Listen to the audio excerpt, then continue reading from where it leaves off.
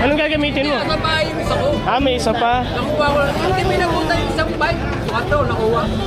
Ito, 3.5. 3.5 kasama sidecar. Lahat na. Lahat 3.5. Ano kaya na naman dito?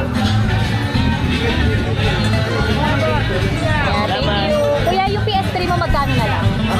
Ah, 1.6 sir.